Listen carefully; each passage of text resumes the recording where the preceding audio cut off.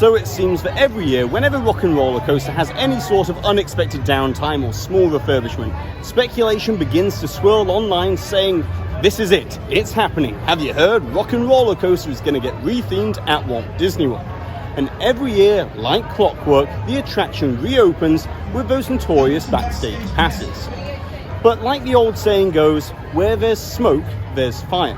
And so for today, what I want to do is I want to dive in and discuss the eventual fate of RockNRollercoaster at Walt Disney World up next.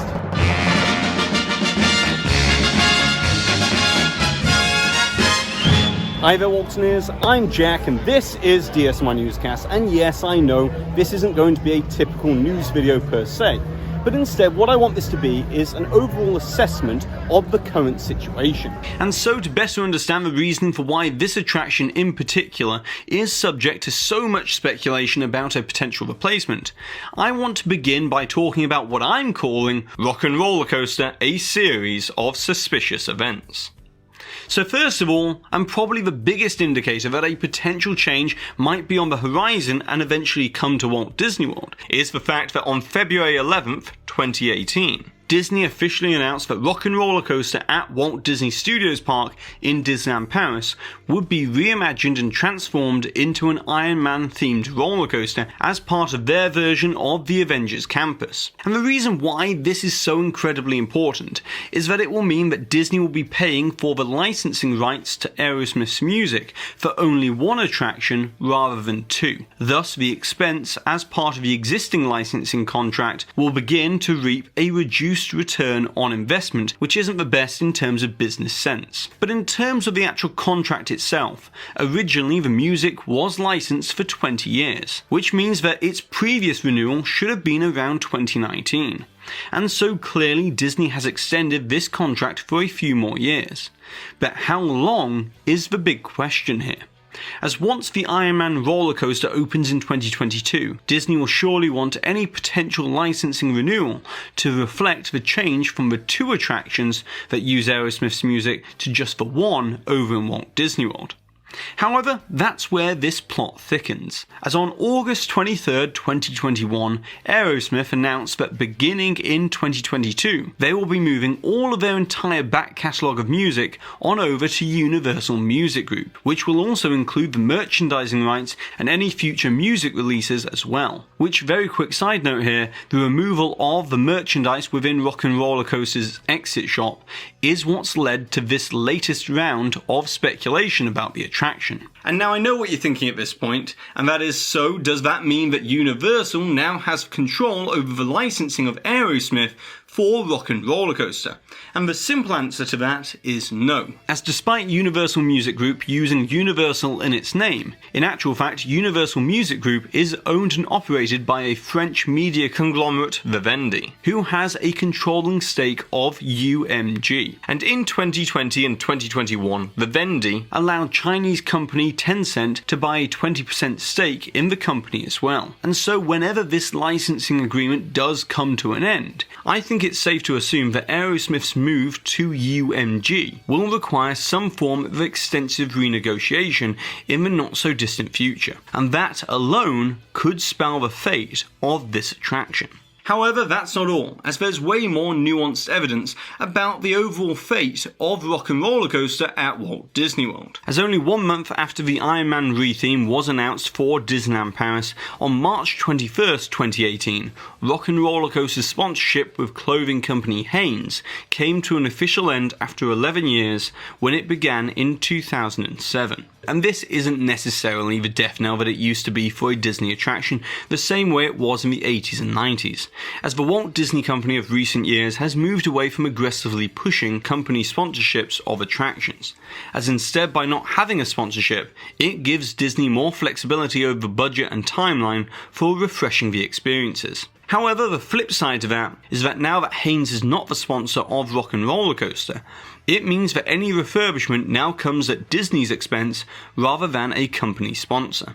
And then we come to two more suspicious events that hint that a replacement to RockNRollercoaster has been actively discussed within Imagineering in the past couple of years. As on November 16th, 2018, the New York Times published an article where they had received exclusive access to not only Walt Disney Imagineering, but also an interview with the then chairman of Parks, Experiences and Products, Bob Chapek, where it was stated that Disney was investing $24 billion into the Disney Parks and Cruise Line over the next 5 years. And here's the thing, as when the article was first published, it included a graphic that showed RockNRollercoaster at Disney's Hollywood Studios was also set to receive an overhaul as well. Which of course, as you'd expect, was very big news as that was not yet announced and had seemingly leaked out. However, then very shortly Disney released a statement saying that the graphic was incorrect. Which, don't get me wrong, could very well be true. But considering the unprecedented access that the article must have received and the fact that every other detail on the graphic and in the article was correct, I think it makes it harder to believe that this was just an editorial oversight.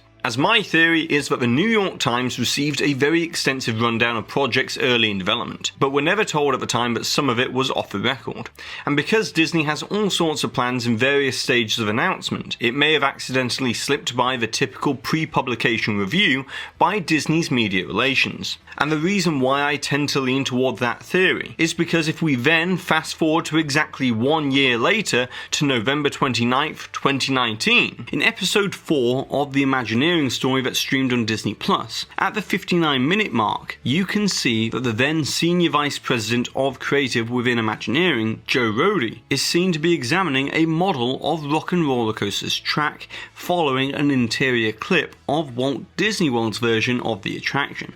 Now sure, this model could have been for the Iron Man roller coaster retheme at Disneyland Paris, as around the same sort of time Joe Rohde was working on Guardians of the Galaxy Mission Breakout at Disney California Adventure. However, I do have it on very good authority that Joe Rohde never worked on RockNRollercoaster at Disneyland Paris, and so that, combined with the fact that the attraction was included in the New York Times graphic, leads me to the logical conclusion that Imagineering are clearly throwing around ideas for a potential replacement to RockNRollercoaster at some point in the near future. However, whatever it is, it most definitely will not be a clone of the Iron Man roller coaster from Disneyland Paris. As you see, the 1994 MCA, Universal and Marvel Entertainment Group agreement prohibits Disney from using any Marvel characters that are represented at Universal's Islands of Adventure. And so if Iron Man and the Avengers is off the table, then what will replace RockNRollercoaster?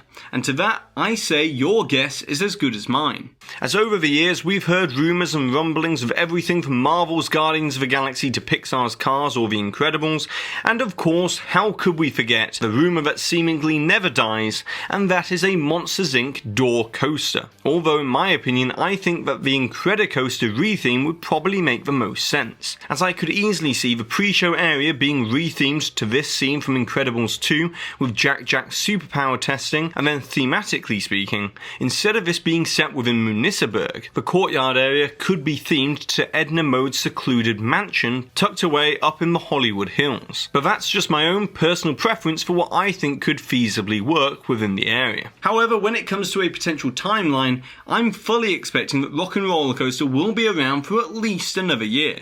And the reason for this is because recently Disney has begun to repaint the larger-than-life Fender Stratocaster electric guitar in the courtyard, most likely as part of the resort-wide maintenance effort for the 50th anniversary celebrations. And so logically speaking, Disney wouldn't want to outlay that kind of expense on a refurbishment if it were to close imminently. Although on the other hand, the Great Movie Ride did receive updates and enhancements via the sponsor TCM only 2 years before it was then closed for good. And so to conclude this whole video for today, hopefully you've enjoyed this investigative journey talking all about the fate of RockNRollercoaster, and it does seem that the attraction's future is inevitably heading in the direction of an eventual retheme, as there is just simply too much smoke to this whole topic to not also have some fire as well. However, for the issue of when it's going to happen, I guess only time will tell. But now, it's over to you, the Waltineers, as I would like to know what are your thoughts and opinions about RockNRollercoaster's fate at Walt Disney World, and when do you think that it will eventually be replaced with something new and different, and if so, what would you want it to be? And of course, don't forget to put the timestamp for where the hidden Mickey appeared somewhere in today's video,